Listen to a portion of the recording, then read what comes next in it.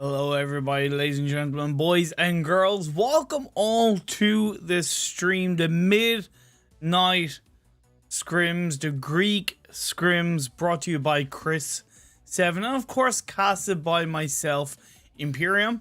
Thank you very much to everybody for tuning in. And these are scrims for mainly, as far as I know, pretty much not knowing anything about these teams. For Greek teams, I believe there's a few other nationality-based teams in the mix, but I'm very excited because not only do I love casting and streaming, of course, but one of the elements of casting teams that I am not familiar with is the fact that my eyes are wide open to learning about them, right? In terms of, I don't have a preemptive opinion. I don't have an automatic idea of how they're going to play. It's very, very open for me to absorb as much as I can of how the teams play and how they use their positioning to the advantage. I hope the sound levels are okay as well. If you think I'm too loud or the game is too loud, please try to let me know in chat if it's not balanced for your liking. There is a 3-minute delay on the stream, so it will take a couple of minutes for it to get to my end, but at least anything is better than nothing. Information for me to help improve my broadcast for you guys. We have 3 games for you tonight, 3 wonderful games. We're going Erangel, Miramar, and then over onto Vikendi, which is nice. No Sandhawk, no crazy Sandhawk play. We're going straight into the 3 epic maps of PUBG Mobile esports and PUBG Mobile competitive. So let's give you the list of teams. You can see the list of teams scrolling underneath me. You can see the list of teams even in the description as well. But let's go through the amount of teams that we do have and all the teams that we do have, as we are going to be getting into game 1 fairly quickly. We have SWAT Gaming, we have AcePOWER, we have BotKillzOnly, we have Drunk Bandits, we have Myrmidones, I think it's Myrmidones, or yeah, Myrmidones, that's how I'm going to pronounce it. Row Unity Team, Spotlight, LEMNISCATE, hope I'm saying that right.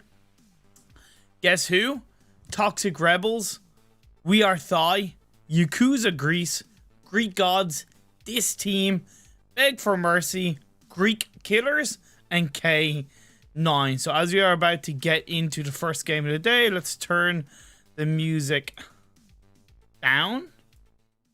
Let's change the feed. And let's get this show on the road. See where this playing path takes us. The game volume up a little bit. You can see playing path is pretty dead center of the map, to be fair, which is absolutely fantastic to see for the first game of these scrims.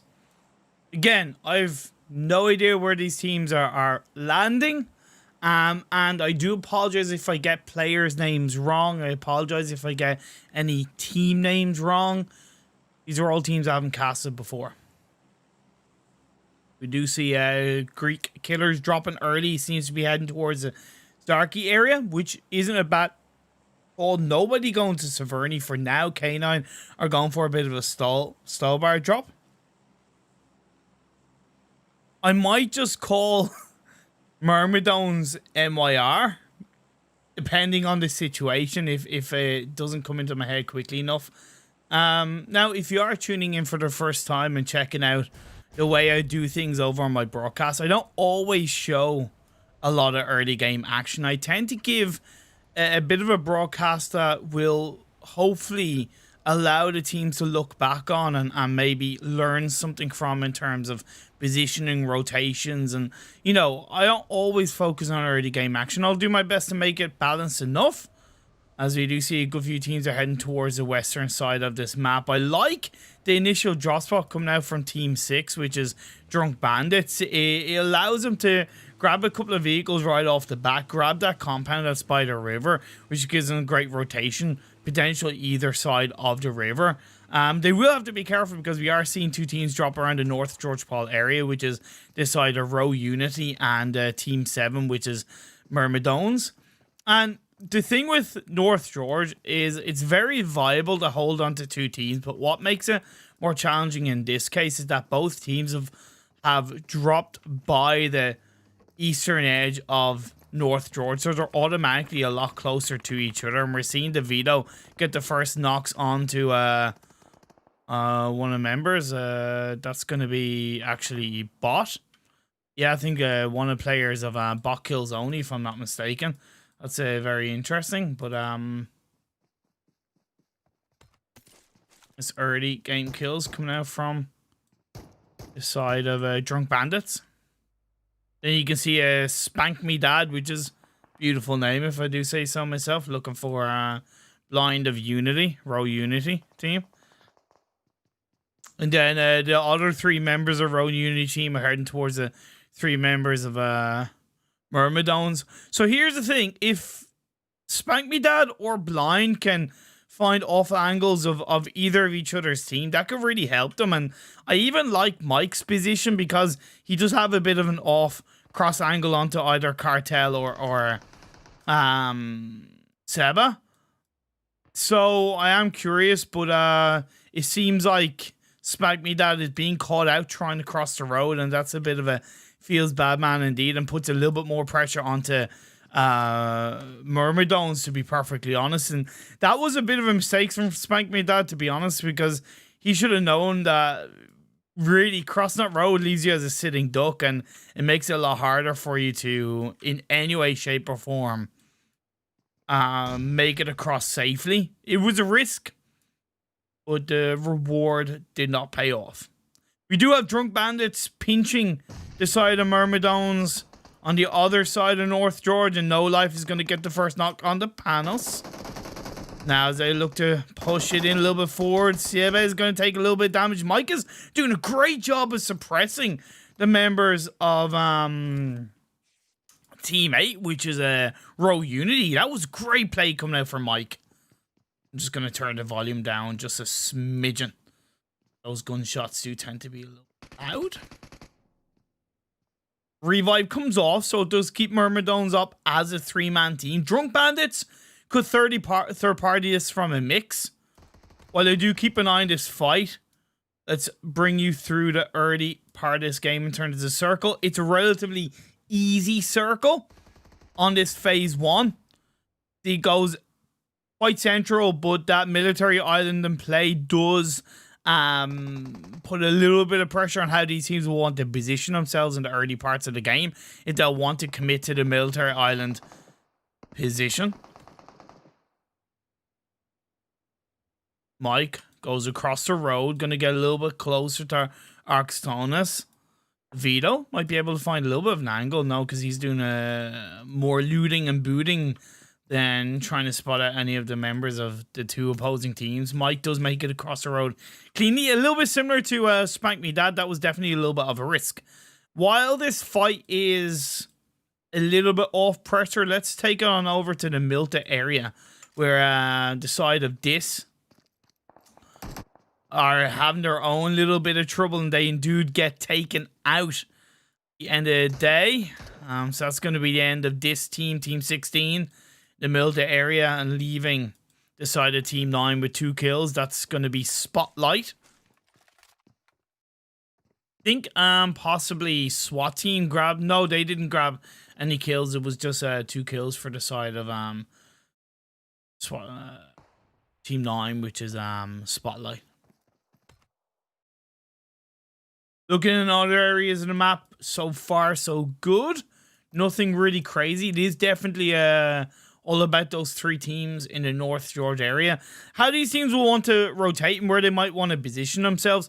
There's a few key areas that a number of these teams could hold on to.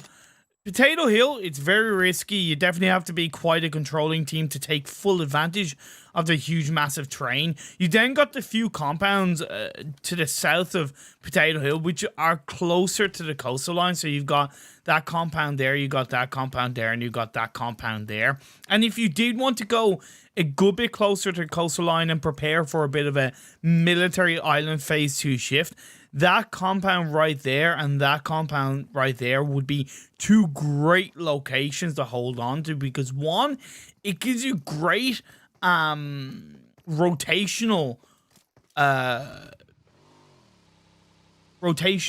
kind of perspective, and it gives you a great initial start to a rotation into Military Island, where you can choose to either go straight through the water down south or wrap around to the western bridge, or maybe even take a boat, similar with that compound. But then of course you're able to get a lot of information, and in the world of PUBG Mobile, especially in competitive, information is power. If you're able to get information on where teams around you are located, your rotation becomes easier, it becomes more calculated, and there's a higher chance you're going to survive and maybe even catch out a team.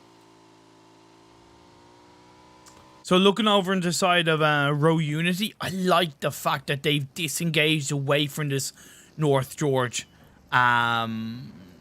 potential engagement. They've allowed Drunk Bandits and Myrmidones to fight off inside the North George Pool location, as we do see things kicking off. The Vito gets knocked down.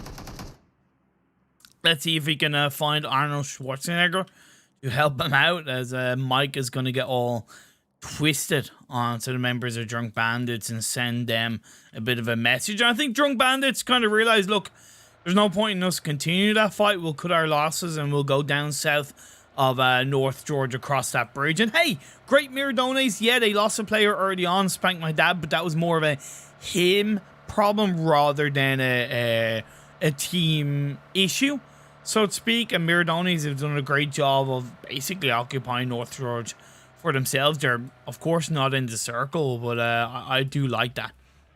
Side of Team 15, which is Greek Gods, rotated to a position down south, very close to the bridge here.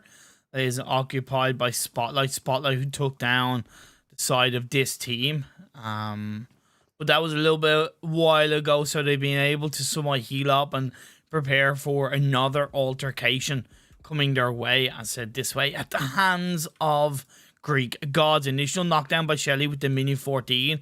Nicely done. That will give a lot of information to Feint the next. Shelly is a great position. Of course, doesn't want to overpeak because Shelly is on their own.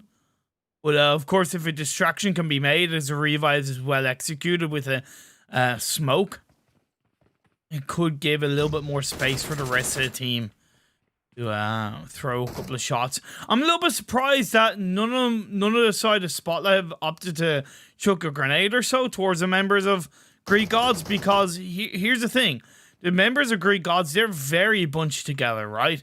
And yeah, okay, they're bunched together by that compound, but I reckon a cheeky grenade could, if not connect, it could suppress the members of Greek Gods without exposing yourself. Until now, Spotlight have yet to do anything like that, and have allowed Greek Gods, as I said, to get that revive off and even somewhat reposition from their initial hillside location. Blue zone's closing in. It's phase 1. Side of Team 5, which is BotKillzOnly, lost 2 players off the bat, which is, I don't even know how to pronounce that name, but I think it's Vexon and Doros, leaving captain and Cocky left standing. Then, yeah, Row Unity have rotated. And, you know, it's always a little bit risky going through Ross Hawk that late into phase 1 without relevant information. But I don't know if they exactly stopped by that bridge. And because they haven't gone too deep into the circle, I definitely credit Row Unity's rotation and the timing of that rotation. One of the locations that I kind of mentioned, not necessarily as a compound, but even as a spot to prepare for a potential military island phase 2, is held onto by the side of Team 10, which is LEMNISCATE. Although it says LEMNISCATE, but maybe it's because it's 8x, I don't know. And then the one team that did drop inside Military Island, which is the side of Guess Who, they're still in Military Island, right? And that's a bit risky. Yeah, they could take a boat to Milda/Milda Power, on phase 2, but is there a certain level of putting all their eggs in one basket right now? Are they going to get pinched? Of course, we'll have to wait and see. Again, thank you very much to everybody who's tuning in and supporting the stream and supporting the teams. I'm sorry I don't speak Greek, but I just want to say thank you to everybody, and thank you to Chris for asking me to do this along with the side of Midnight Scrims. Phase 2 shifted up north. So it is going to be in mainland. How are the side of Guess Who going to react to that? They could, in theory, rotate all the way across the island into the Western Bridge. But that timing is going to have to be perfect. And they are going to have to pull off a little bit of a row unity and stop before going across the bridge, thread with a little bit of caution, and then make their way across. Because it's a central shift on phase 2, there's still a lot of space in the center of the circle. The mainland compounds that I did mention, like Potato Hill area and those compounds down there, are all intact. You even got the compounds down by school, which gives a decent bit of information by Headshot Hills, is also pretty viable. And then that beautiful compound that's outside to the east of school is so strong in my opinion, because you get a lot of information towards Potato Hill. Now we see a fight going on between LEMNISCATE and Team 6, which is Drunk Bandits. Drunk Bandits going for a very deep rotation. I've gotten caught out a bit.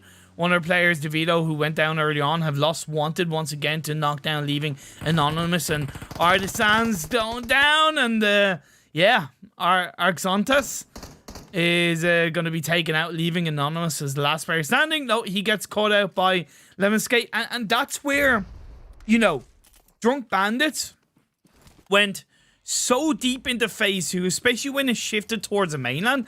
They should have stopped by they should have stopped by the Southern Hills of Pachinki, right? They could have stopped by the Church of Pachinki. They could have stopped so many places by the edge of the circle to gather information, but instead they went for a deep rotation without any info and got caught out, and that was just purely a rotational mistake coming out from Drunk Bandits.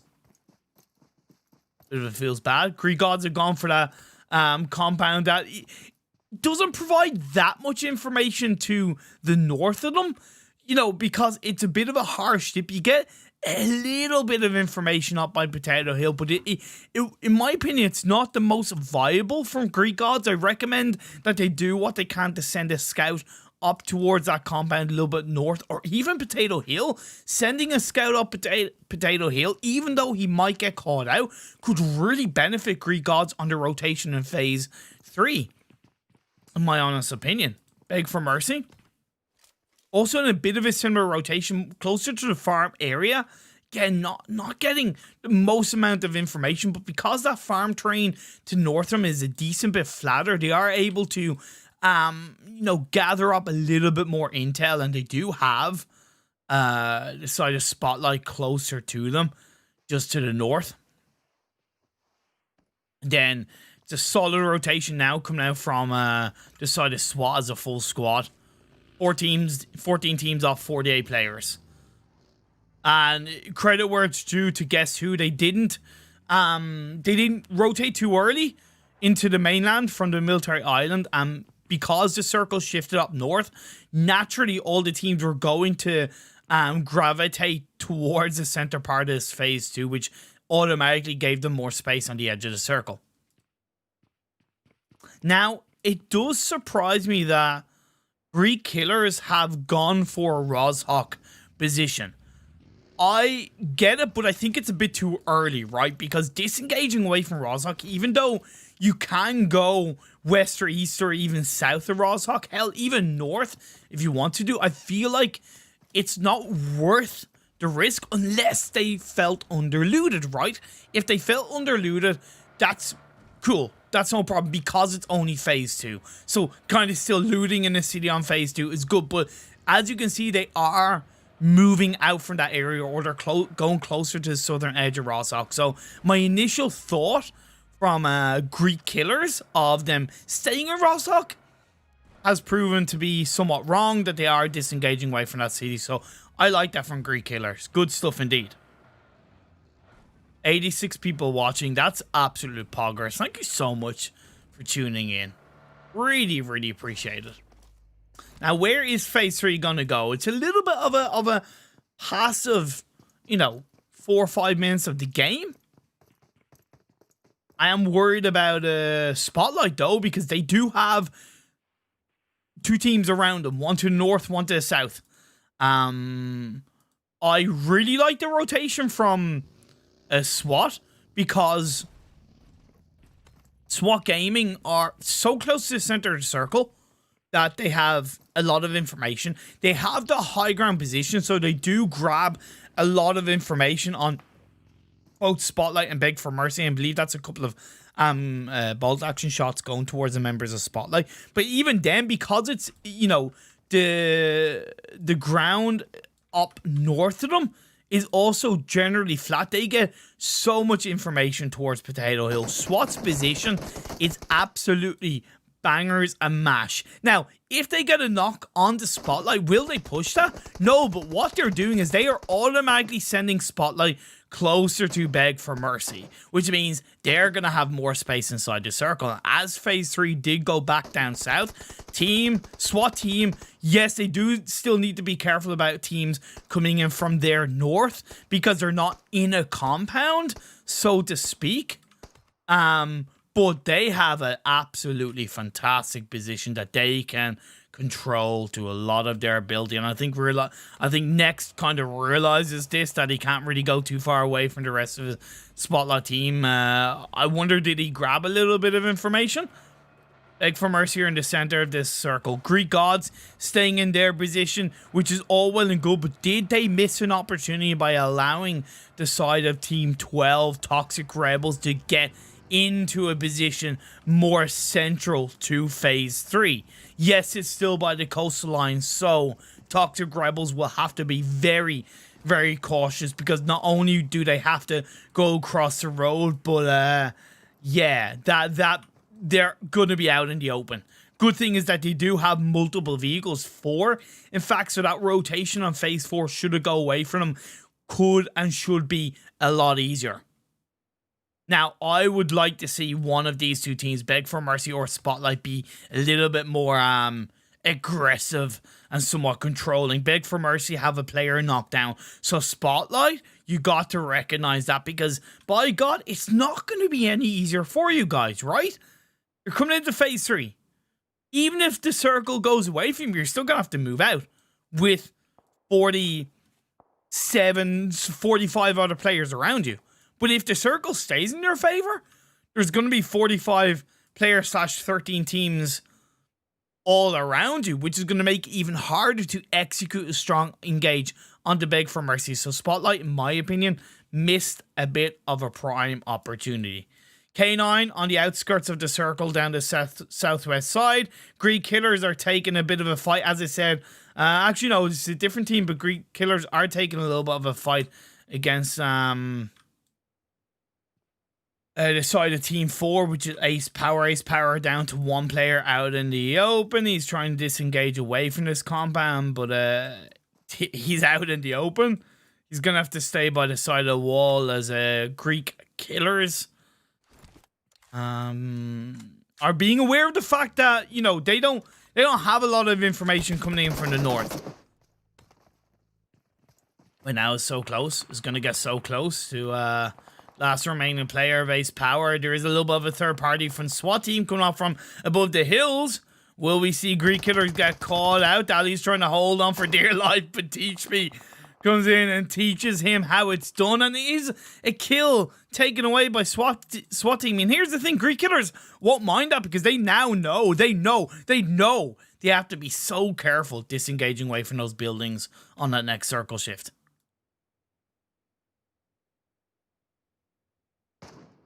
Sativa wrapped around and flanked around with a vehicle, and although that was risky because it was in a vehicle and it made noise, it also made sense because you are gathering a little bit of intel, you're gathering a bit of info, and you're providing more context to your team, and that spread by the side of SWAT team is so confident. It could still go against them because, again, they're out in the open.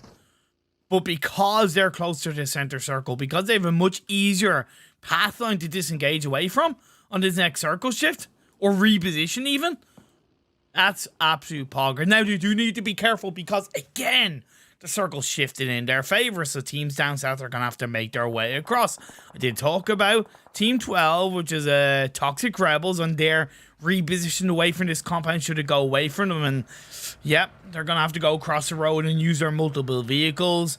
We have seen GUESSWHO take their time and be a bit passive on their rotation. Spotlight not wanting to take a fight against Beg4Mercy, they shift their way up north into the compound by the side of the road, closer to the center, and row unity also looking pretty good. LEMNISCATE, edge of Potato Hill, great position. Is it out in the open? Yeah, but because Potato Hill is on the edge of the circle, and they've come for that area, they know for a fact that that's free. So they're positioning their information, it can be focused on 3 core areas, which is kind of east, west, and southeast, and southwest.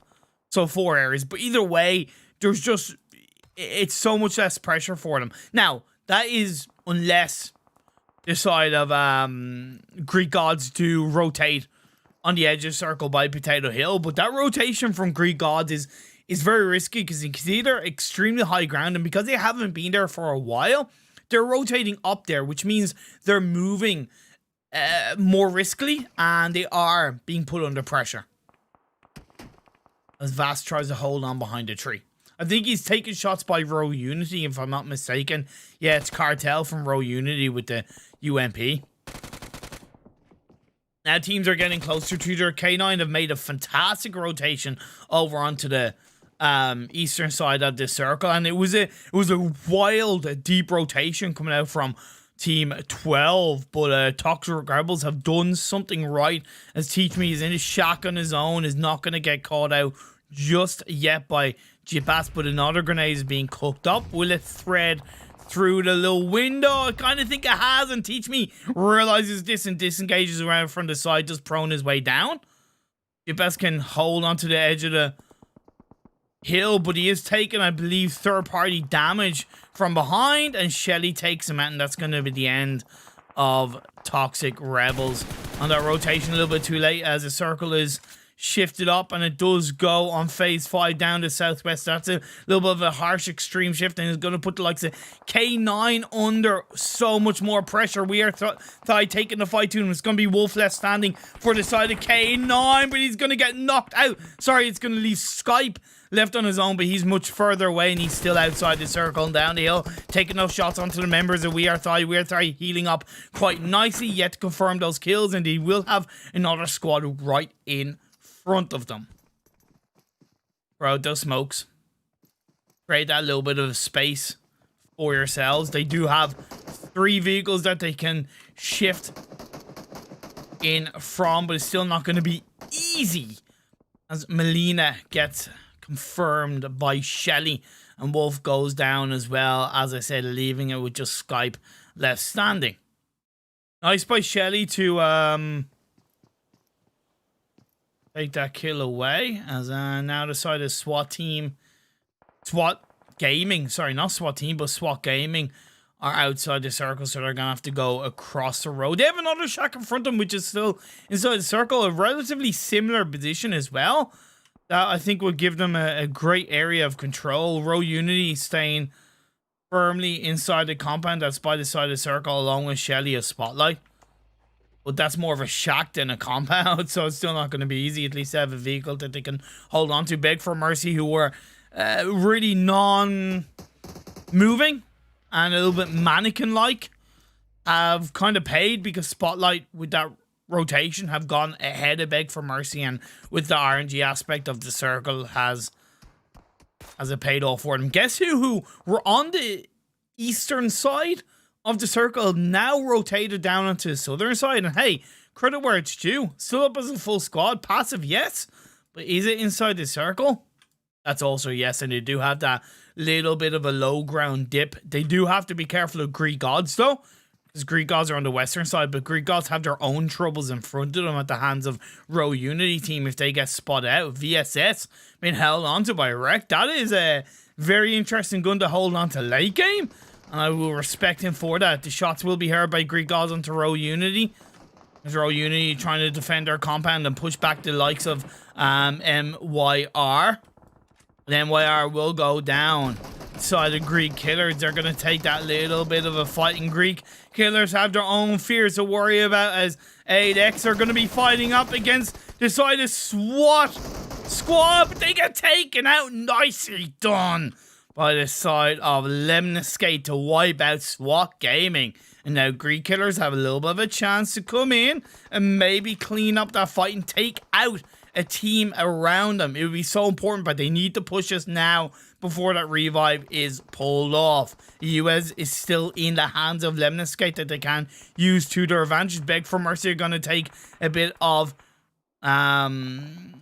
of trouble on their hands as they try to make their way into the circle. It does shift up north, and it's right still in the hands of Row Unity. 5 kills so far for them in this game, as the full squad has 2 inside the circle, 2 outside the circle. Guess who have a little bit of distance to travel on the southern part of this phase 6. 30 seconds until the circle closes in, and I talked about Greek killers coming in, and with the grenade does clean up that little bit of a squad wipe, if I'm not mistaken, and that gives a bit more control on the Greek killers. But timing is going to be important, because Greek killers realistically are looking down the hill, and when you're looking down the hill in the late stages of a game, by God, does it become hard to hold on to. By God, does it become harder to control. Because late game, when you're on the high ground, you're way more exposed. Unity doing a great job. We have a fight. 3-man fight is decided. Guess who are just avoiding it all. Spotlighter taking the vehicle in as well. Holding on to the eastern edge. They're going to make their way up the hill. Greek killers might be able to pick off the side of Guess Who.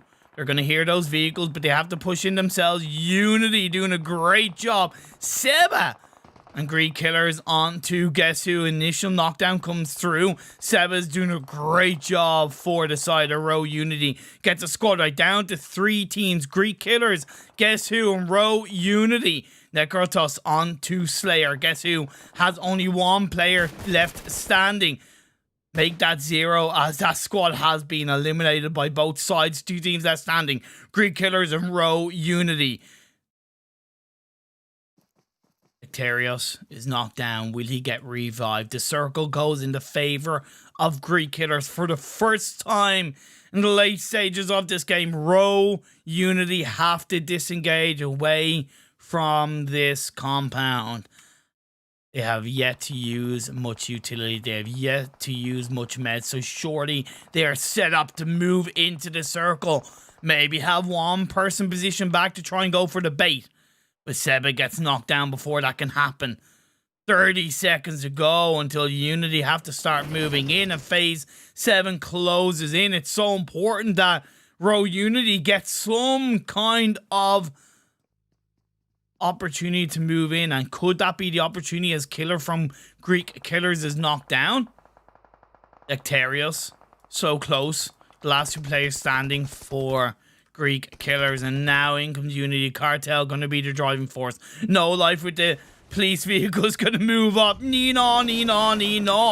Can he police the members of Greek Killers? Blind gets a knockdown onto so close. Killer's yet to be revived. Nectarios is now going to be the last player standing. It's going to be a 4v1. Blind going to get confirmed up, and no life is going to get the last killer blow onto Greek Killers, and Row Unity take this game 1 in Erangel. Nicely executed by Row Unity. A very well controlled game by them. Were they gifted the circles in the sense of the compound that they held onto? Yes, but did they control that compound overall fairly well? Yes, also because they did get a few kills along the way, right? And they did push teams back, and that was great. And even when it was down to Greek killers and Row Unity, once they spotted that opportunity after getting the knockdown on the killer, they moved up. And that reaction, that timing, was always going to be so important for Row Unity closing out the chicken dinner with a pretty nice amount of kills, if I do say so myself. That's 12 kills in total for Row Unity in game 1. Greek killers in second place, also having a great end, getting 9 kills. Guess Who in third with 1 kill. It was a passive game from Guess Who, but hey, credit where it's due. Third place, bunch of placement points, not to be sniffed at. Spotlight in fourth, getting 7. I was really impressed with Spotlight's kind of proactive rotations and the way they react to those circle shits, I think was compared to the likes of Beg4Mercy who finished in 5th, I think was much more effective, and they've kind of impressed me, especially starting as a 3-man team. The Beg4Mercy in 5th, getting 3 kills. You had decided LEMNISCATE in 6th with, hey, 10 kills for LEMNISCATE, nothing to be sniffed at there. You then had Greek Gods in 7th with 3 kills. You had decided SWAT Gaming in 8th with 4 kills. Maybe a bit of a missed opportunity, but did they fail to deal with the pressure when they were out in the open? And did they fail to set themselves up better? It's a question that they'll have to answer themselves. In 9th place was, I forget, WeAreThai. There you go with 2 kills. You had Myrmidones in 10th with 1 kill. You had K9 in 11th with 0 kills. You then had the side of Toxic Rebels in 12th with 0 kills. And that was really off the back of their poor rotation, to be perfectly honest, as far as I remember. AcePOWER in 13th with 5 kills. You had BotKillzOnly in 14th with 0 kills. It was Drunk Bandits with the poor rotation, I believe, in 15th with 2 kills. You had, I don't know what team that is, in 16th with 0 kills. And then you had this team in 17th with 0 kills. So let's switch it over to the overlay. And yeah, that was really a fantastic first game, and I was genuinely impressed with some of the rotations from some of the teams. I really can't complain, and I'm excited coming into the Miramar match what's gonna happen. So yeah, it's really exciting. I'm just getting the information set up for game 3 as I'm gonna start the timer. So yeah, I really like that. I already kind of talked about how some of the teams were overall quite impressive, and how I liked how some of the teams dealt with the circle to the circles, and really coming into game 2, I'm definitely excited. I don't know the level of these teams and what they're aiming for, where they're coming from. But I'm excited to see them for the rest of the 2 games. So on that note, I'm going to go for a bit of a short break, but I'll be back on your screens in all of about 5 or 6 minutes for game 2 of these Midnight Greece Scrims, brought to you by Chris7, casted by myself, ImPERium. Thank you very much to everybody for the support, the love, the viewership. You're all amazing. I'll see you in a couple of minutes.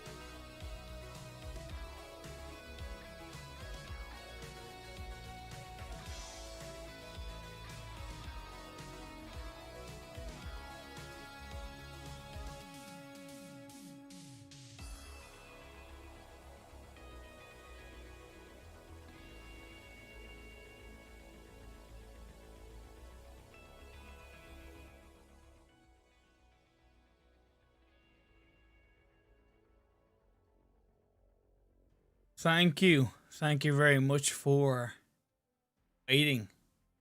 Tune in for the next game and the next two games of the Midnight Grease Scrims, brought to you by myself, ImPERium, along with Chris7. Firstly, thank you very much to Blind from oh my god, by Row Unity. Much appreciated, my friend. Thank you so much for the raid. You absolute beautiful man. Much love to you, and genuinely thank you all so much for tuning in, for the support, for the subscriptions, etc. Again, I hope the broadcast is okay. I hope the sound balance is okay. If you have any feedback for me, please genuinely let me know. It would be greatly appreciated. I want to make sure that I'm constantly improving, evolving, and getting better as a caster, as a streamer, and just bringing you the best and highest quality content that I can personally myself. We're about to get into game 2 of these scrims. We're heading over to Miramar, baby. That's right, we're heading over to Miramar on the wall. Who's going to be the fairest of them all? We did see game 1 taken by the one and only Row Unity. Blind raided. He won the game. Coincidence? I think not. So Row Unity, if you get another win in Miramar, it's inevitable. I am your lucky charm. Gonna be getting into the game in the next 20 seconds or so. Again, I'm very excited to see this game. Impressed with how some of the teams rotated and positioned in game 1. Over on Erangel. Miramar is always a different kind of beast when it comes to how you play it, how you rotate. It is, of course, naturally more important to rotate effectively, position in a controlling manner. There's automatically less compounds that you can play with and that you can play around. We do see a playing path that is quite similar to Erangel in the sense of it's pretty dead center in the map, allowing teams to generally get to where they want to, give or take. We talk about the importance of vehicles in Miramar. Having multiple vehicles coming into the late game on Miramar, with it being such an open terrain, can be so important. You see Beg4Mercy going for an early drop straight off the bat in the Los Higos area. Not too bad. The circle on phase 1 is highly up north. It's going to lead them with a hard task of rotating in.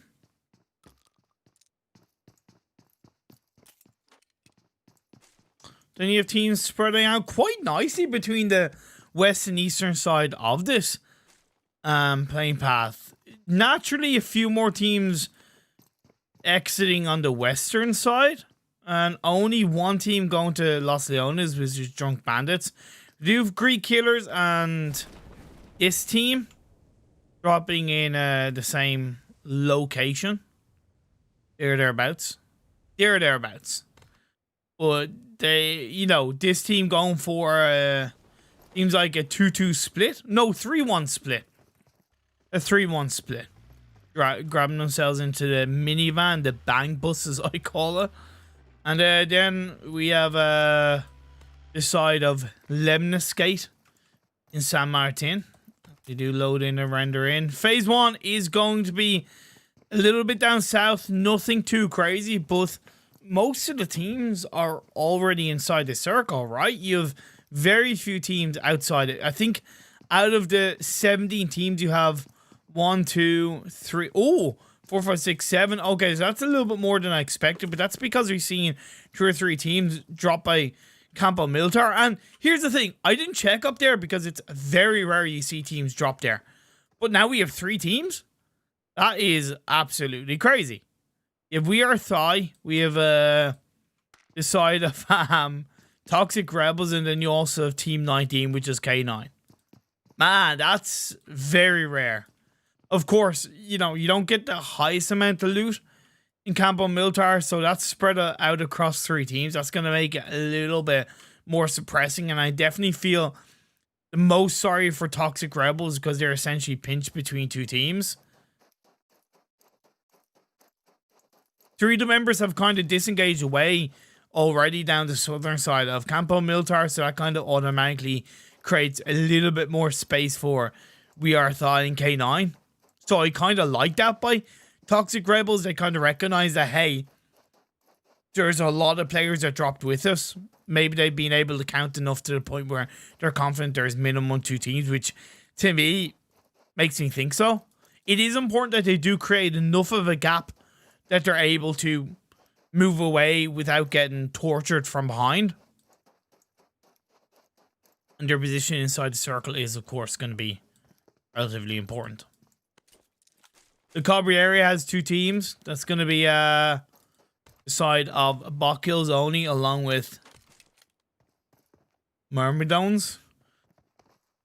And look, when you are talking about positions to rotate to and areas to rotate to inside this phase 1, you do have a few flat compounds down the kind of down the south of Picado, but they're flat. They're not exactly high up, but they are compounds. Then you have the high grounds around Chumazera / Minas de Val, which is very important. You don't get a lot of information, but you do get a lot of viable intel, and even just that space to rotate on phase 2, I think is going to be really good for the side of SWAT Gaming, who really did play game 1 quite well up until the point where they got enclosed in and encapsulated. Greek Gods on that spread towards the center of phase 1. It's good because they're looting and moving relatively quickly in those kind of small building areas, but as the circle starts to close in the next 1.5 minutes, I feel like it's going to be a little bit more important that they either join up as a full squad or have a concrete position on at the end of phase 1, because they know for a fact that there's going to be a much higher chance that teams are going to be circling not directly around them, but enough around them that they could get caught out in this open Miramar terrain, right?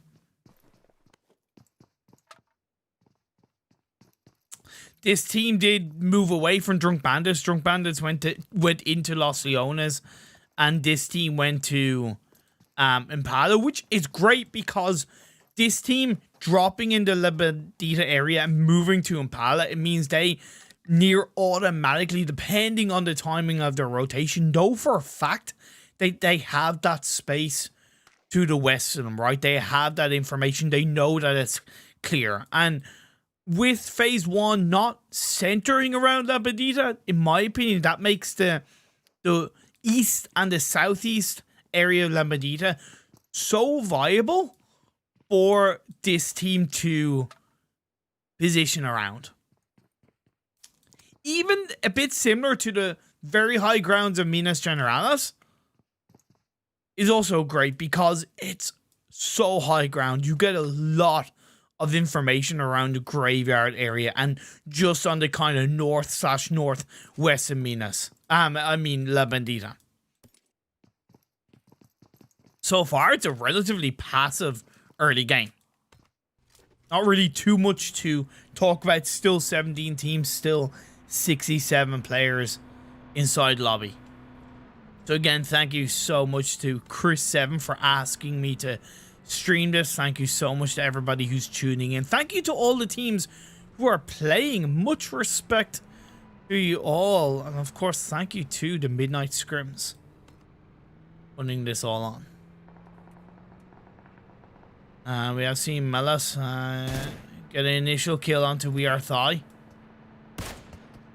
So it's a little bit of a fight down on the very northern part as WeAreThai facing a bit of pressure with Zekri knocked down. Do you see side of Toxic Rebels close in? Both teams, as we saw, drop down by, well, not down, but up by Campo Militar. Toxic Rebels disengaged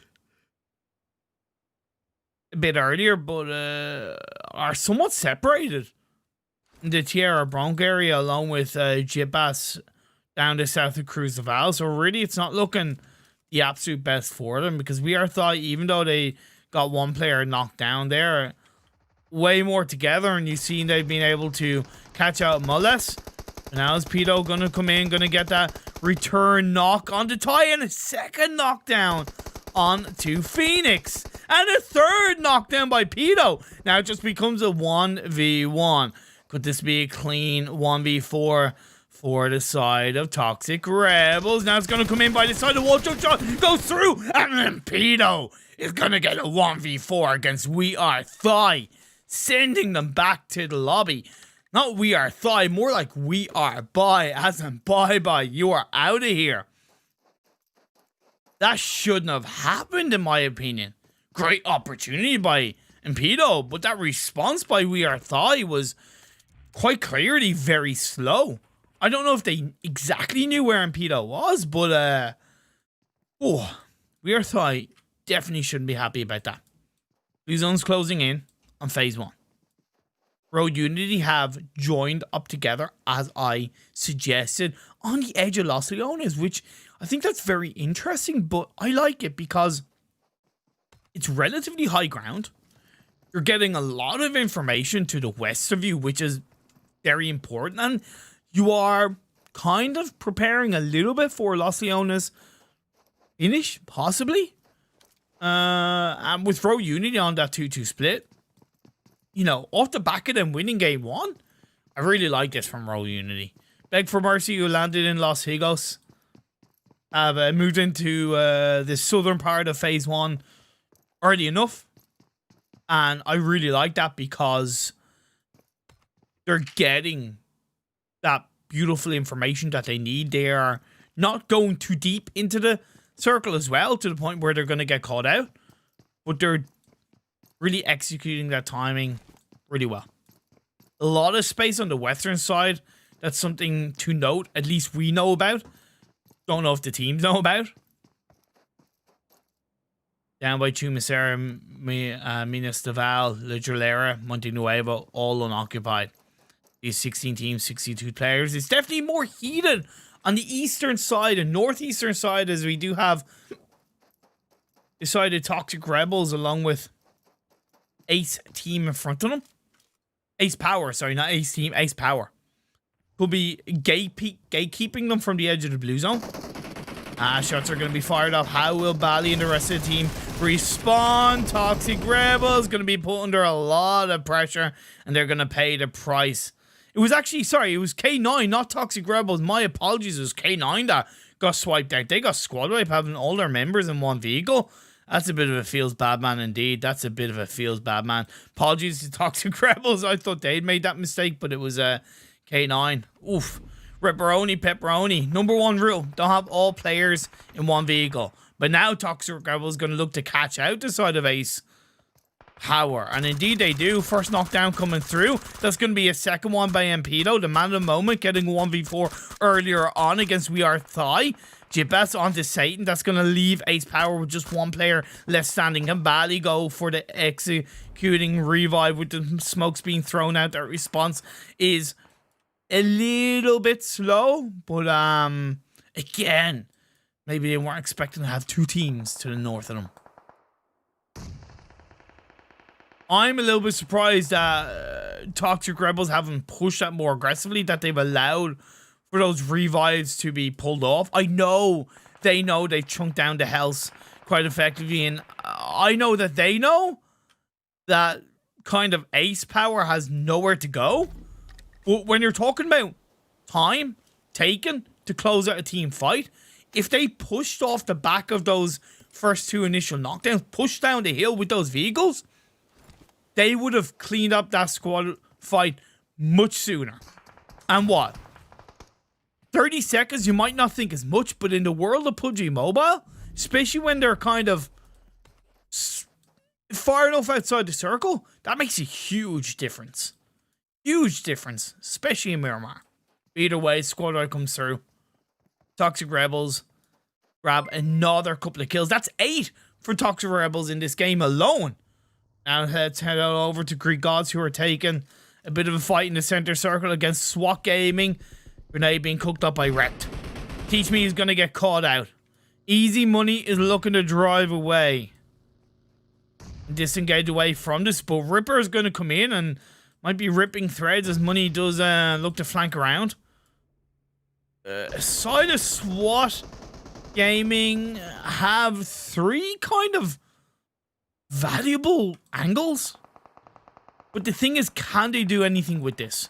They have to find that power knock, but they don't. It's going to be actually onto their side. As Oxern is going to find Ripper. I apologize. I don't know how to say that name. We're going to leave Easy Money and Sativa, the last 2 players, for SWAT Gaming. And they're separate areas. They are opposite of each other. The Greek God sandwich right now. And SWAT Gaming might have to bite the bullet and try to disengage away from that. But because the vehicle was essentially exploded by Sativa, he's trying to walk away on foot. He does take a bit of damage down to half health. Saint is pushing himself up forward, followed by the rest of the team. It's important that Greek Gods recognize the fact that they have the numbers advantage. They have the numbers in the game, and they use that. They don't rest on their laurels. An initial knockdown by Saint.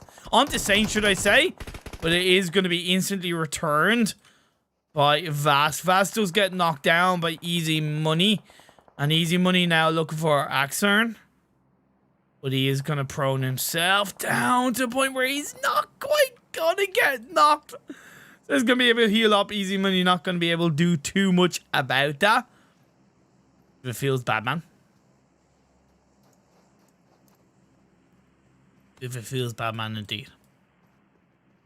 Still a great play by Greek Gods. They're going to continue on as a full squad. Circles closing in on phase 2, and we'll soon see phase 3. Beg4Mercy come down from the south of Chumasera. Well, they dropped in Los Higos, went in between Chumasera and Los Leones on the high ground, then wrapped on the southern side to come up the north of Chumasera, or the northwest of Chumasera. So overall, very good rotation from Beg4Mercy, because they would have got a lot of information from the high ground area, so they automatically knew they were relatively safe. They probably heard the shots between Greek Gods and this side of SWAT Gaming, so they will be alert. From the same with the side of LEMNISCATE, to be honest. I'll have a great position on the high ground to the west of Power Grid, or the southwest of Power Grid. And that 2-2 split is really good, because they have the north of Power Grid under control, and they kind of have the south of Power Grid spotted out. So really, you know, that spread is perfect coming into phase 3. Absolutely perfect. 3 killers have a 3-1 split on the northern part is phase 2. Spotting out Toxic Rebels, who, as I said, 8 kills so far in this game. Still up as a 3-man team, but their next challenge is in front of them. At least they've gotten into the circle of phase 2. That's something to commend. I don't know what's with. I think that's actually phase 3. I think maybe it is, maybe it isn't. I'm not gonna lie, because the timer is a little bit stuck.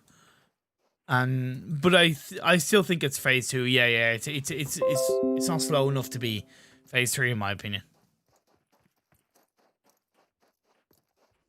Guess who going through San Martin, which I think is a little bit risky, because you don't exactly get a lot of information down the south being in San Martin, other than maybe getting onto the very high ground of those buildings, the roofs of the buildings. But that still takes time. There's kind of time wasted rotating a bit closer to the center. We'll have to wait and see how Guess Who deal with this. As the next circle is about to shift up, and it goes up north, baby. The high grounds of Pecado, Power Grid, and San Martin area are in sight, and this is Very, very good. It's fantastic for BotKillzOnly. It's also great for LEMNISCATE, right? Because again, they have that control now on the southwestern edge of circle as a two-man team. And they do have those other two players that's kind of looking to the north around the power grid area. With Beg4Mercy and Greek Gods going by them, will it be too much to handle? Or LEMNISCATE? We'll have to wait and see. Although Greek Gods, I think, are kind of not avoiding them, but they're sending Vaz forward to get a bit of information, which I think is actually great considering Phase 3 shifted high up north and Beg4Mercy are kind of being pushed back. But Ice gets a nice clean knockdown onto Freezy with a Car 98, so that has kind of suppressed LEMNISCATE a bit. And hey, credit where it's due to Beg4Mercy, it creates time for them. Spotlight gonna have a team and closing in on them in that compound on the power grid area. That's gonna be MYR. Myrmidones.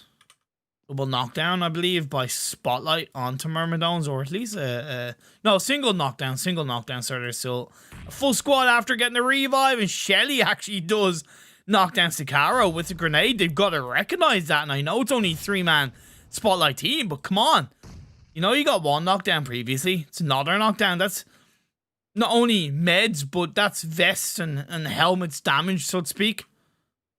And I know it's hard because you're going out in the open and you want to be protected by the building. And I suppose all they're hoping is that they've done enough to push back Myrmidones. I think they've done that, or at least, you know, create a little bit more space for Spotlight. Spotlight can move kind of down the south of power grid buildings and get closer to the center circle, and they will be protected against Myrmidones. They still have to be very, very aware. Ho ho ho.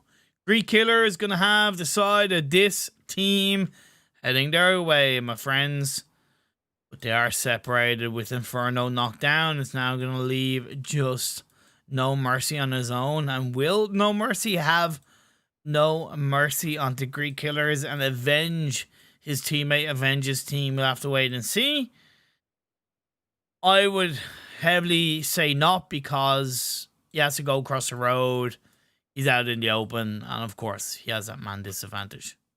Again, Ice getting a great knockdown with that R98 onto a member of LEMNISCATE. And again, Beg4Mercy played those knockdowns absolutely perfectly. The first knockdown allowed them to wrap more confidently around the western side or the southwestern side of that previous phase. And even with the second knockdown, it suppressed LEMNISCATE just a little bit more. Just a little bit more, to the point where Beg4Mercy can just breathe, control themselves, and just get a level of information. But Gree punches back with an M24. Now, Greek Gods, hearing all of this, might be looking to chime in and third party this. We'll have to wait and see.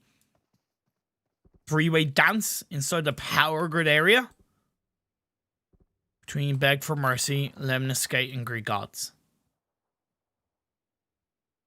Forever and Frenzy are further back from the rest of the LEMNISCATE side, so that's why they kind of automatically gave more time for Beg4Mercy to push out that revive. But the next circle shifts up and it goes up north. Is it going to be a San Martin finish? Has Guess Who unlocked the keys to a successful win and a successful game in this Miramar map with the RNG circle gods going in their favor? Only time will tell. They do have that full squad up, but they are facing a decent bit of pressure from the one and only, the beautiful, ever impressive Toxic Rebels. They didn't have the best of runnings in Erangel, but this Miramar game has been all about them, baby. 8 kills so far in this second game, avoiding action at the right times, putting pressure now onto Guess Who and Greek Gods. Again, sending Vaz forward. That scout play by Greek Gods is so important, and even though he might pay the price again, at least he's sending information to the rest of his team, who are now joining them. Wreck gets a knock on to Snoopy. Guess who? Gonna get a taste of their own medicine, as Greek God says, guess who to them. And now what can Slowbro do? And on his own. That 2-2 split by guess who. Good. It's close.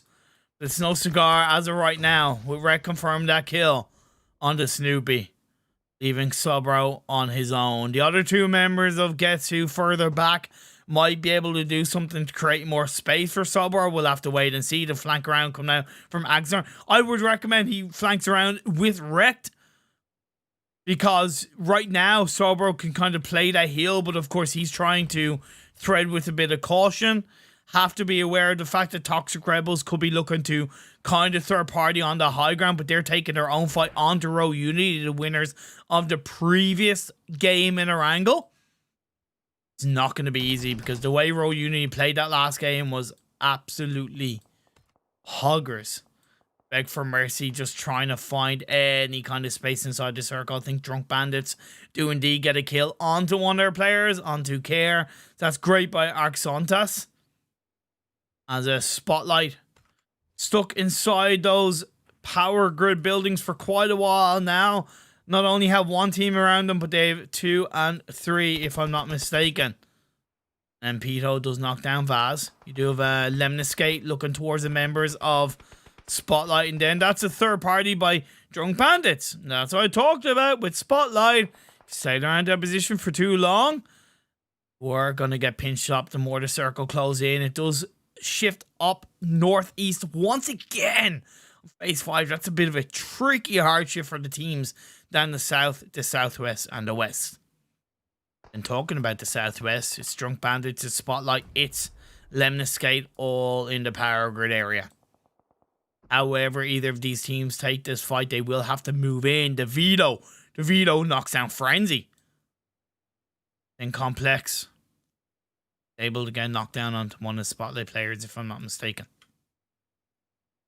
You have to think about the side of Team 14, which is YAKUZA. YAKUZA, Greece.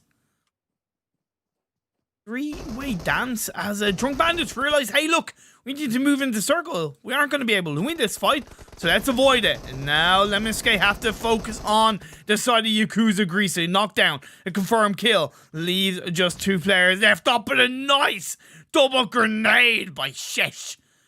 Knockdown Slatin and Slayer. Leaves it with just Emmy left standing, and Emmy is further back. Can't really do too much other than to shoot up towards the members, and indeed he goes down. He gets spot out, and LEMNISCATE is able to close that fight out. That grenade, that double grenade, was absolute poggers by LEMNISCATE. That has allowed Spotlight to kind of move away in the direction that Spotlight did, but you can see they're going down the hill, and they've yet to make their way inside the circle. Drunk Bandits have been able to get in there on that push, previously avoiding the fight, as I said, between LEMNISCATE and YAKUZA. Greek Killers have a really nice spread on the eastern side of this circle, but they do still have a team behind them, which is BotKillzOnly. Will it be BotKillzOnly for the BotKillzOnly, or will it be them being the BotKills, as also the side of Toxic Rebels coming in to play and join in the fun as Greek Gods has one player knocked down. Drunk Bandits, I believe, gets a return knockdown. There's a hotbed of action going on as they're trying my best to hold on and keep it strong idea of what's going on. Is Pito on the Greek Killers. Let's hold on to the side of Toxic Rebels, because they're on 8 kills so far. They're constantly moving, booting, shooting, and looting.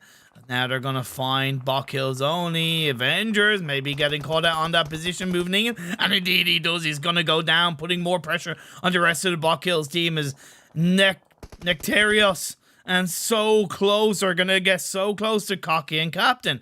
Once again, the 2 players that are standing for BotKillzOnly are going to find themselves under a little bit of pressure, but they do take down a member of Greek Killers. So that automatically creates a bit more space. The circle goes in their favor on phase 6. They're in the center inside that compound, but how can the other teams around them fight their way in?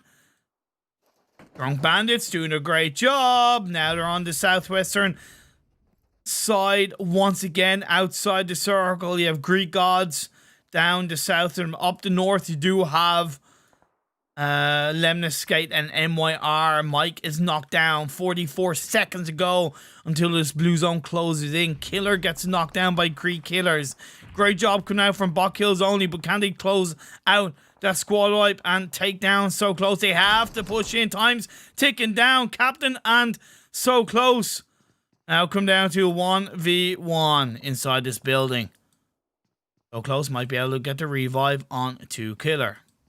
He does, because he was able to get that knockdown onto one of the players of BotKillzOnly. But in comes Toxic Rebels to be the rebels of this Miramar game, the Wild West Rebels. Grabbing kill after kill, taking no prisoners, taking no shit. And the knockdown comes out by Jetbus onto Killer. Now leads So Close once again on his own. Captain realizes this and says, I'm getting the hell out of here. You can fight amongst yourselves. You can have that duel all on your lonesome. I'm staying inside the middle of the circle. Toxic Rebels, if they win this game, it would be genuinely a well-deserved win. But can they close out? It's So Close. It's So Close. He's using that third-person perspective to hold on. He's going to see one. He's going to find one. Can he find a second? But he is going to find a second. But can he reload up? Can he hold on for dear life? No, he won't, because the pre-fire comes in. He walks into the bullets of Turnin, and indeed he goes down, and the revive should get pulled off for Toxic Rebels, as they will stay up as a three-man team. All the while, we are suddenly down to 3 teams. We lose them just like that. Captain holding on from BotKillzOnly for dear life.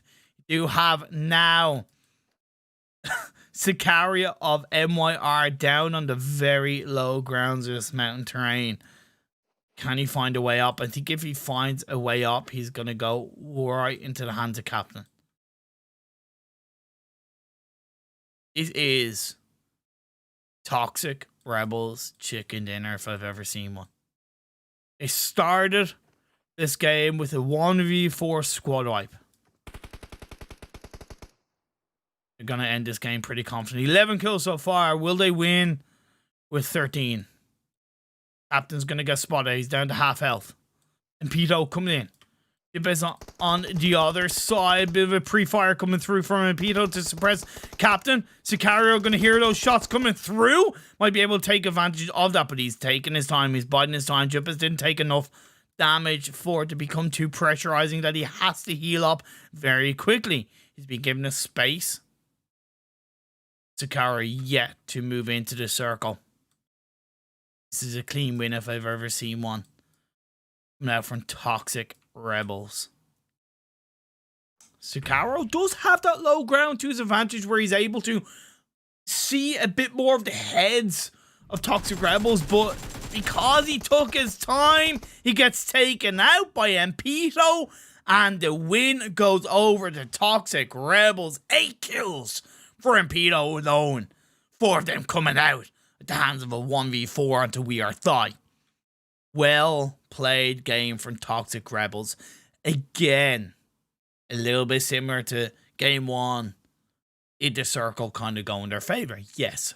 But did they constantly move, and did they consistently kind of play their position quite effectively? Yes. They didn't rest on their laurels. They didn't stay grounded in one area. They constantly reacted to those circle shifts, and it proved not only in the kills, but that chicken dinner. Myrmidones coming in second with 3 kills. Great. Absolutely great. Only 3 kills, but a second place nonetheless. The BotKillzOnly kind of favored a little bit more of those circle shifts than, let's say, Toxic Rebels. Yeah, 4 kills. LEMNISCATE in 4th getting 7 kills. Greek Gods in 5th getting 6, 7, 8, 9, 10 kills. Drunk Bandits, way more impressed with their rotations, timing, and as well just disengaging at the right time than how, of course, they played in the first game, because they didn't kind of presume they were going to have a position inside the circle. They were quite cautious on their movements. And just, of course, you know, gotta say, Greek Gods having Vass as a scout was just, you know, so good from Greek Gods. Greek Killers in 7th getting 6 kills. Spotlight in 8th getting 1 kill. Row Unity in 9th. Not as impressive of a game compared to game 1. Getting 3 kills. Yeah, Beg4Mercy in 10th with 0 kills. It's a bit of a shame because I do think Beg4Mercy kind of deserved more, but maybe because they took too long kind of rotating, and maybe not enough risks of being a bit more aggressive, that it kind of, you know, forced them into more tricky situations where they still ended up going up against teams.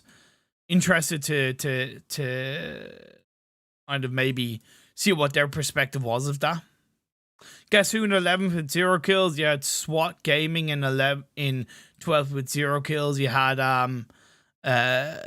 YAKUZA Greece in 13th with 0 kills. You had dissTEAM in 14th with 0 kills. You had AcePOWER in 15th with 4 kills. 4 of them coming from Mantis, which is nice. You had K9 in 16th with 0 kills.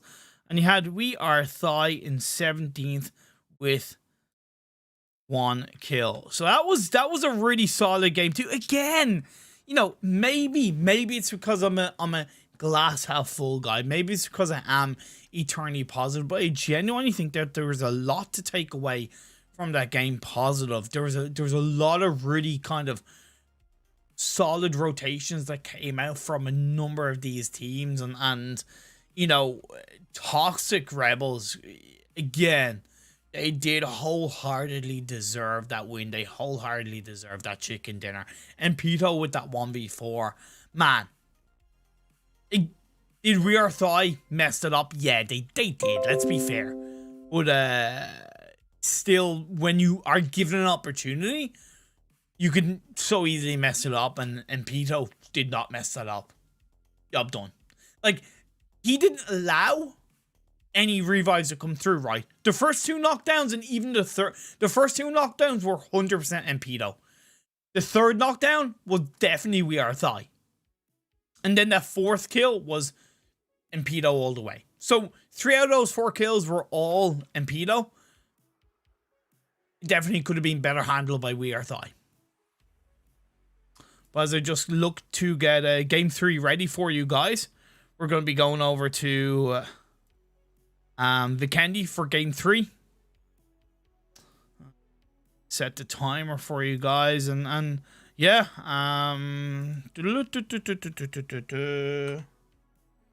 this is the last room for the evening. And to be fair, as much as I like the idea of only doing 3 games instead of 4, especially considering the time of night it is for myself, after what I've seen in the first 2 games, a little bit sad there's not a 4th game, to be honest. It's been an absolute pleasure and honor to bring you these games. And again, I'll constantly say thank you so much to everybody for tuning in and supporting the stream. So I will go for a bit of a break, but I will see you guys for game 3 in the next 5 minutes. Don't go away. Stay awesome. See you guys in a bit.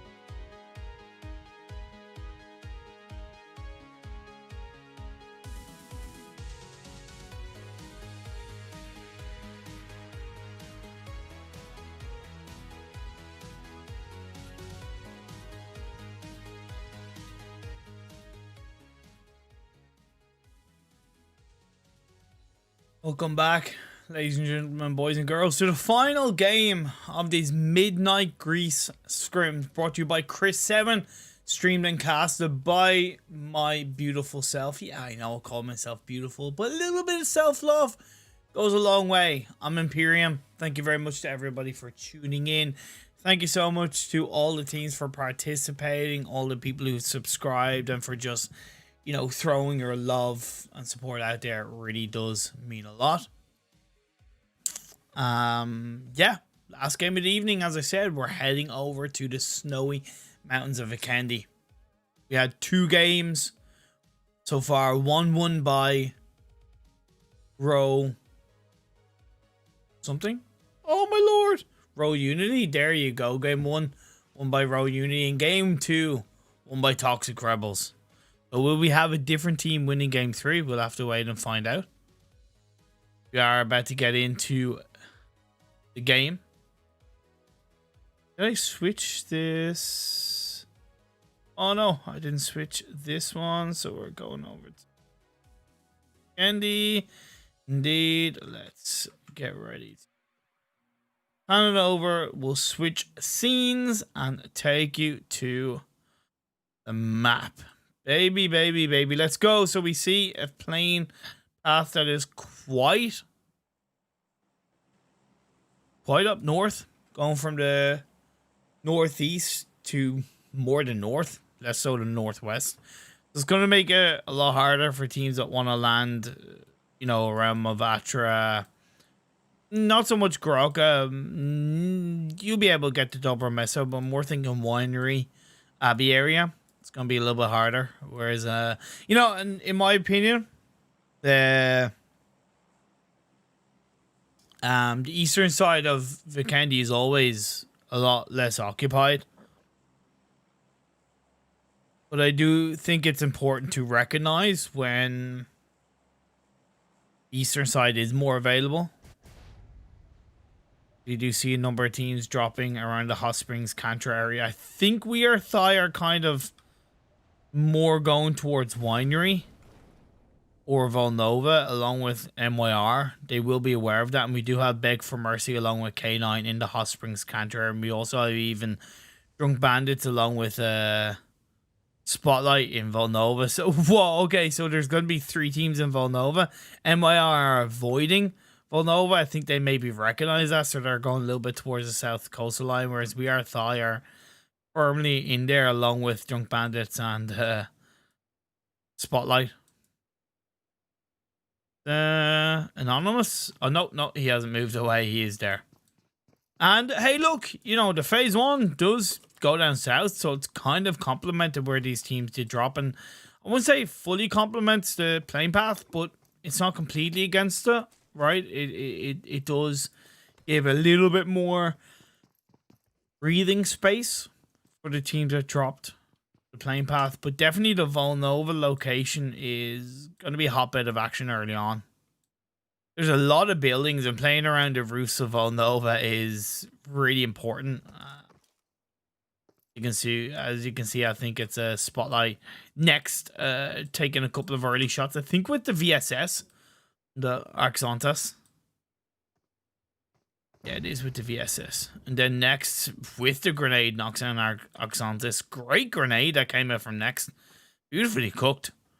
And put a little bit more pressure on the Drunk Bandits. Although, losing Arxontas won't be the worst thing in the world, because like most cities, it is easy to kind of turn a fight around in your favor. Plus, WeAreThai will have to be aware of that. It does give them a bit of a man advantage against Drunk Bandits. Row Unity are in a fight now against LEMNISCATE, so taking all over to there in the Grokka area as Shesh farming kills under Row Unity. Row Unity are under pressure. Cartel and No Life taken down, so it's just blind standing along with Seva. I think a knockdown did come down onto one of the LEMNISCATE players, which has given Row Unity a bit more time and space to disengage. They can choose to Well, it's hard because they can kind of disengage up the hill of Grokka, but they're out in the open. It's about maybe choosing to go either on the east or western side of Grokka as they disengage away, right? That's going to be the important part. And if I were them, I would disengage to the left-hand side right there, right? Because there's a lot more houses that they can move across to. They can get across the road, in my opinion, if they do it now. Whereas it doesn't seem like they're moving in that direction, so it's going to be harder the longer they leave it. Let's keep an eye on the Volnova area, right? Because you have 3 teams playing around there. I think Drunk Bandits, yeah, DeVito got knocked down. Don't know if it was a Spotlight or WeAreThai that got that. From the looks of it, I think it was Spotlight. With Next and Shelly going to be sending themselves forward. Hyper and Faint follow behind very closely. So that's a nice movement, but Next gets called out by Anonymous. Nicely done indeed. Traded now is Wanted is going to be down. DeVito's going to get knocked down. It's going to be Anonymous left in his own as Faint holding on behind the doorway. WeAreThai might be looking to third party this. We'll have to wait and see. I think Anonymous is kind of aware of that. He's moving further away. No, he's going to be by this side of the window. In Faint goes. He's going to confirm that kill onto DeVito. Where's the rest of the Spotlight side? Anonymous may be looking for the revive onto Wanted. WeAreThai indeed coming around here, playing on the other side, wrapping around by the stairs. Shelly might be aware of that, hearing the footsteps across the way. Faint gets a first aid kit off. Phoenix along with Ty from WeAreThai is going to come in on the side. He's going to get caught out. Nice revive, well executed. Shelly going to be coming through, going to get another knockdown on the Xerxes, but now Phoenix going to try and come in. Jultros going to be coming through. Shelly's going to get knocked down. WeAreThai taking the fight. But now the rest of Spotlight team comes in, wipes out WeAreThai. WeAreThai missing a prime opportunity. Once again, a little bit similar to the last game in Miramar. They do not gather all the information and they pay the price. But at the end of the day, Drunk Bandits fight their way through. Anonymous doing a great job. And that's going to be the end of Spotlight. The winners and the victors of Volnova are going to be Drunk Bandits. Only 3 kills, and they do survive. It's only a 2-man team, but the most important thing is that they have eliminated 2 teams, and they're still in this game. You still have the side of LEMNISCATE kind of somewhat chasing Row Unity. They're not letting up. They're not disengaging away heavily from the Grokka area. They're more kind of, you know, heading in their direction, which is a little bit outside the circle. I know Row Unity have separated somewhat, which I don't think is a bad thing considering how pinched they were. So one distracting LEMNISCATE while the other kind of gets away is not a bad idea. And hey, look, if they can join back up together coming into phase 2, maybe phase 3, it's going to be a good thing. Course. We were aware of a potential fight happening between Beg4Mercy and K9 in the Hot Springs and Cantor area. Let's take it on over to location. A high ground that's, well, more of a high ground held onto by Beg4Mercy. Going to be a little bit, in my opinion, more valuable for now.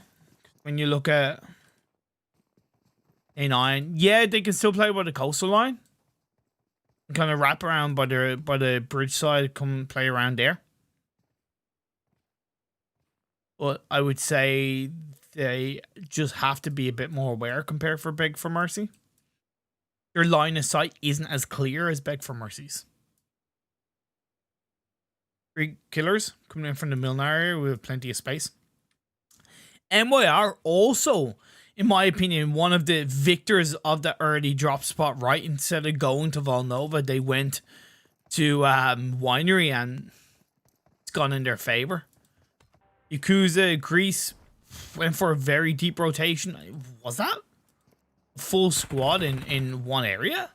In one vehicle? I think that was the case. Full squad in one vehicle?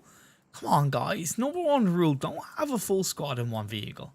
It's just not how you do things. How you do things. At least they make it. They make it into circle. You have Greek gods and Abbey to the east of them. And Toxic Rebels, east of Greek gods. Only teams that are really outside the circle are LEMNISCATE, Pro Unity, and dissTEAM, but dissTEAM have made their way in. Seba got spotted out by LEMNISCATE. Now it's just blind. It's going to be less than. Actually, no, my apologies. You also have SWAT Squad, GUESSWHO, and AcePOWER outside the circle. They're much further away. I'm curious to see if any of K9 or Beg4Mercy will choose to move into the western side of the river, or if they'll stay on the eastern side.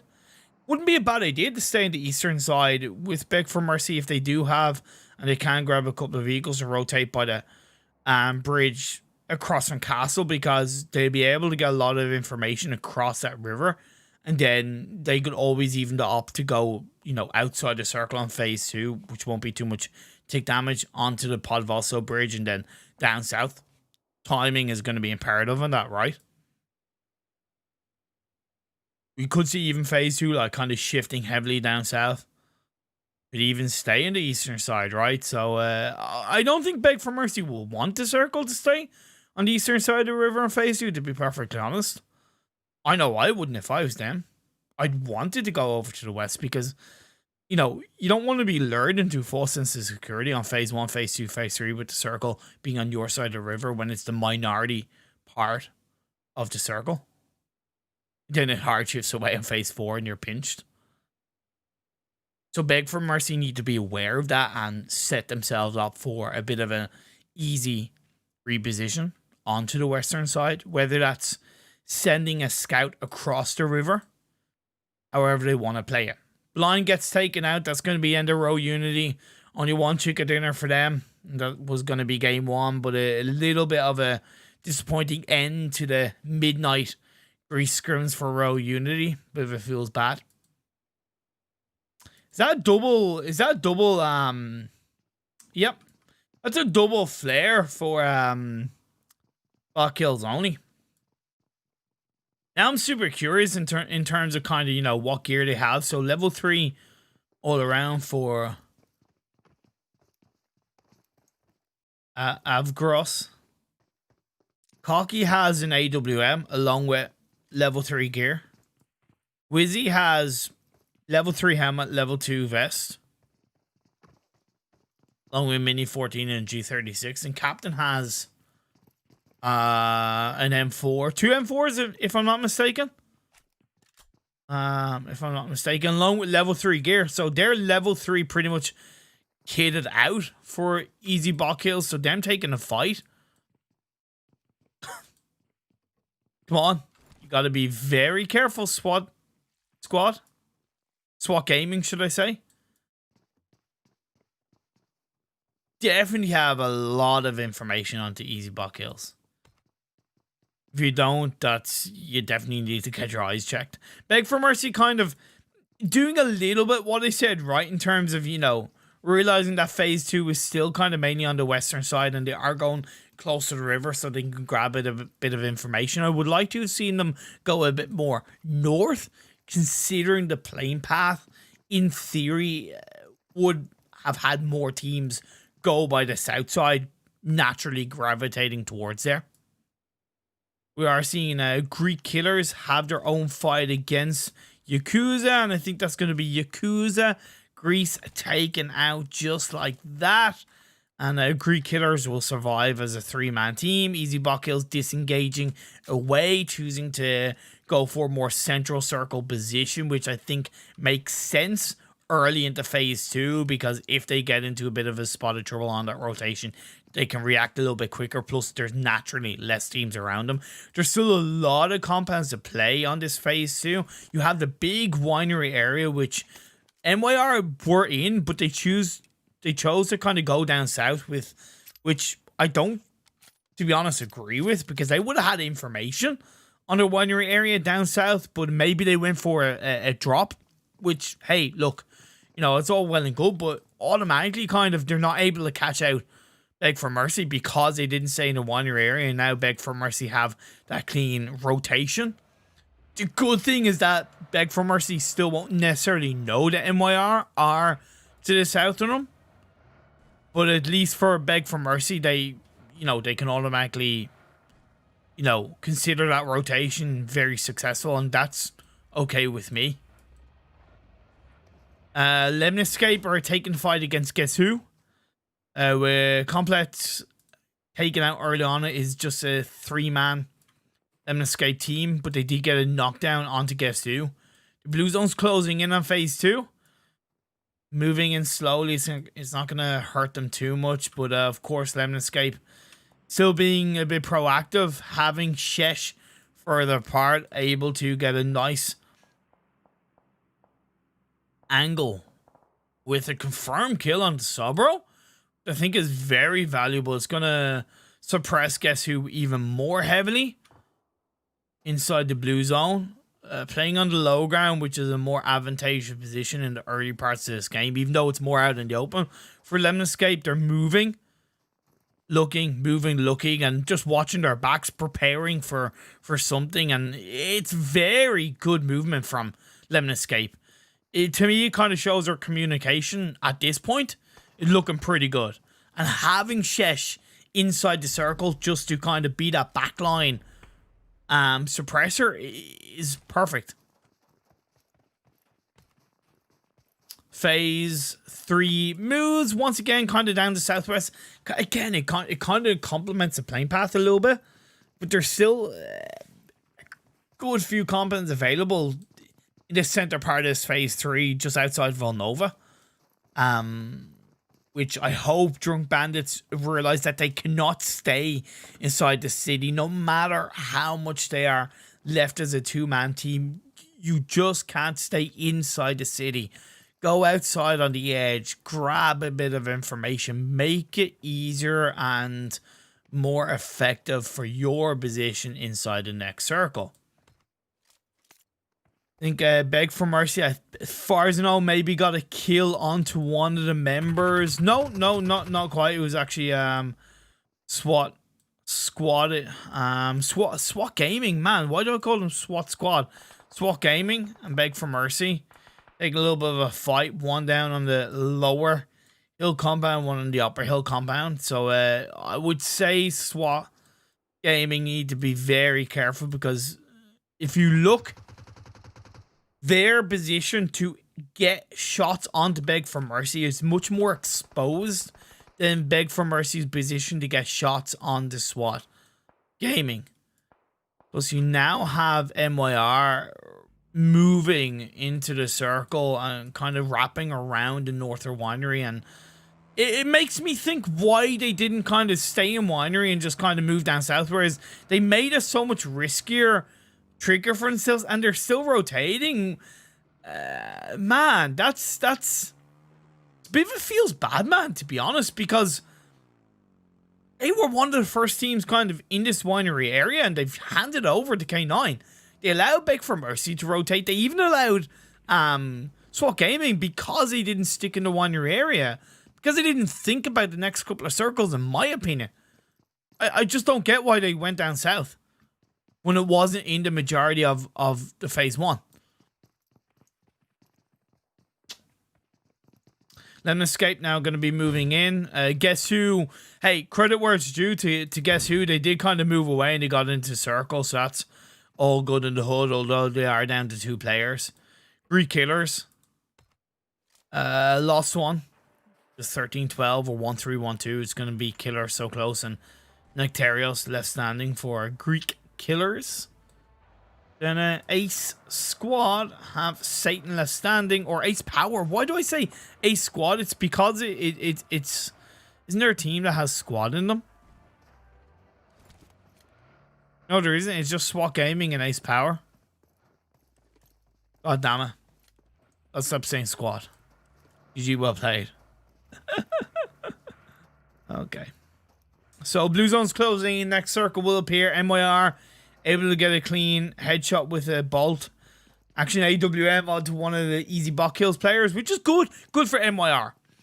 I kind of questioned and somewhat criticized their positioning and their rotation. But at least by suppressing the members of Easy Bot Kills, it might be good for them. But they will have to move in. The circle centers down south, with Winery in firm control for K9. SWAT Gaming have a good position along with Beg4Mercy. Because the good thing is that Beg4Mercy, as they're aware and they're kind of protected, unless they really kind of go outside that compound, they're protected against SWAT Gaming. So they can focus a bit more heavily from those buildings on the northwest and eastern parts of the rest of the circle. They, of course, we could see a team crash. But right now, Beg4Mercy, they will have to be controlling. Guess who? Look to guess their way into the circle. Sending a little bit deep. They should be hoping. They need to know that compound's free, right? The doors aren't open. It's not looted up. They get it. They get it. Just for now, but their position has been spotted, as far as I know, by SWAT Gaming. I think it's Teach Me just kind of using that TPP perspective to look outside the wall and down the hill towards the members of Guess Who. They won't want to let that stand. They shouldn't let that stand. If they can get that clear shot onto Guess Who, which he's going to go for, that's good, but you got to get those sprays. Indeed, that's going to be a knockdown onto Dimas. I don't know if he's going to be able to confirm that kill. Indeed, he does. Nicely done. Puts Guess Who down to 2 players, and then Greek Gods are actually going to go right past these two teams and kind of head towards a more southerly part of the circle. But wow, that's risky because 1, they've left it late, and 2, that's a deep rotation without any real clear, in my opinion, without any real clear direction of where they want to go. Look, I get it. They didn't want to go straight for Winery, but I still think they could have stopped down the southern part. Whereas, look, it is what it is. Maybe it'll work in their favor, and I could be proven wrong. I love being proven wrong. K9 still in the Winery area, but what I fear is that because they haven't gone as north of the Winery area as I thought, they might not be actually gathering the relevant information or trying to gather the relevant information they need to react to a circle shift going outside the Winery. And just as I say that, boom, it goes heavily back up north. Greek Gods are definitely frustrated at that circle shift because they were much closer to that circle previously. But I'm not going to say they asked for it, but they left a rotation on that previous circle so late that in most other competitive situations, they probably would have been more heavily punished for that. But at least right now, in theory, they can go kind of back the way they came. So for now, it's just kind of like neutral grounds for the side of Greek Gods. Again, Beg4Mercy have a really fantastic position outside the circle because all the teams down south of them, they're kind of more, they're going to be more taking each other out because it's going uphill, downhill. Easy bot kills. Yeah. Oh man, all in one vehicle. Phase 5. Come on, guys. You can't gather more vehicles. Stop. There you go. Lemniscate. Now going to be on towards the Abbey area, but it is just one player left standing for Lemniscate. It's going to be 1v4. Actually, no, sorry. Sorry, my apologies. Forever and Frenzy, they're out in the open. Easy bot kills, able to now use the walls and use the buildings to their advantage. Frenzy with the knife flank around. Going to move in towards a building, recognizing that he needs to get the hell away from that open ground. But that's going to be a third party coming in from MYR. Now it's going to be a 3-squad wipe. Frenzy onto Fistroy. It's going to be forever knocked down. That's going to leave Shesh left on his own, if I'm not mistaken. No, it's going to be Frenzy still holding on for dear life. Easy bot kills using what they do and what they do best, as Sakara is going to be put down to very low health for MYR. Luckily, the vehicle's blown up. But Satan from AcePOWER might be looking to fourth party this, steal a couple of kills. Indeed, he does. Spank Me God goes down, and Sakara is now going to be left as the last player standing for MYR. Got to think about Greek Gods inside this Abbey building as Captain finds Shesh with that knockdown clean grenade. And easy bot kills going to be coming in and taking control of the compound on the western edge of the circle. Confirmed kill coming through, and it's going to leave Frenzy on his own. The side of Easy BotKills recognizing that, and now they're going to full send it as Frenzy pushes out outside the building and use those walls to re-evaluate any kind of information. He's got to be aware that YR still haven't yet to be squad wiped out. To find that one knockdown coming through, but can he confirm the kill? He has to try and heal up in time. It's taken away from him. He gets spotted by Wizzy. Wizzy whizzes his way through to get that squad wipe onto the side of LEMNISCATE. 3 gods to come in and get a couple of knockdowns from the Abbey area on towards Easy BotKills, but oh, it's enough to get a squad wipe. Greek gods find the angles through the windows to wipe out the side of Easy BotKills, and they pick up 5 kills for themselves. The circle shifts up. Beg4Mercy are now outside the circle. Guess who? Hold on. MYR, hold on. Guess who? Are just guessing their way into the circle. And the Abbey buildings and the Abbey terrain is on the western side of this phase 6. Plus, you do have side of Toxic Rebels still inside, sending Jeppes forward inside the circle. Then Pito and Ronan can now make their way up and join up with the rest of his team, but they do have Beg4Mercy in front of them. Beg4Mercy, they haven't had to do much so far in this game by rotating away from Hot Springs and Cantra. Now, another 20 minutes or so into the game, their first fight is going to ensue. Around the rocks they play around, thrown out the smoke so they are protected from behind. That's great by Beg4Mercy with their awareness. Zarathos, because they are protected by those rocks from Toxic Rebels for now, but they do need to be aware that all it's going to take is 3 or 4 grenades, then it might get swiped out, and a little bit of a pinch coming out with Team Dis flying their way through, and I think Beg4Mercy realize this. They're going to send away forward. Snow's going to get knocked down. Sagey's low in health. Don't care. Isn't going to care in his push. He's going to get knocked down onto Sanya. But now it's going to be Don't Care following through with Sage. He's going to be holding on for dear life. He's going to be last player standing forward side. He's going to clean up those kills, but from behind is going to be last player from this team. Going to get the squad wipe onto Beg4Mercy. But now it's going to be Toxic Rebels going to be coming in to clean up the fight and get that last kill. Get that squad wipe. And they hold on to be the kings on the eastern side of this circle. Great play by Toxic Rebels. Great awareness. Picked the opportunity at the right time. Heard the shots around them and went, bam. We will clean it up. Thank you very much for doing the majority of the work. Now we're going to be down to 5 teams. Greek gods. Wrecked. Knocked down. He lost fast earlier on. SWAT Gaming. Moved in. But this area is outside the circle and they go 1.5 minutes. Goes in. Snoopy still alive for Guess Who. I spoke too soon. Gets taken out by Trona. Toxic Rebels. Could we see a second chicken dinner in a row for Toxic Rebels? The circle has gone in their favor. There is still the side of Drunk Bandits. They're outside the circle and they've kind of got nowhere to go. Right? Them got Vigo. Go through that little bit of a shack in front of them, but that's still not going to be in circle, and it is very much in the open loving arms of Toxic Rebels. Oof. Exern gets knocked down by Greek gods, so they're going to be down to still Saint and Wreck left standing, but time's ticking down. We'll be able to get the revive off. I don't think so, because he's on his own. The good thing is that Saint and Wreck kind of hold on to the side of the wall where they can somewhat gatekeep, but with a bit of a third party from Toxic Rebels, they're being put under pressure, and Saint gets knocked down by Ripper. Ripperoni, pepperoni for you, my friend. Leaves Wrecked on his own, prone down behind the van and by the rock. SWAT Gaming, will they get distracted by Toxic Rebels? We're down to the final 4 teams. Drunk Bandits yet to move their way in. The blue zone of phase 7 is closing in.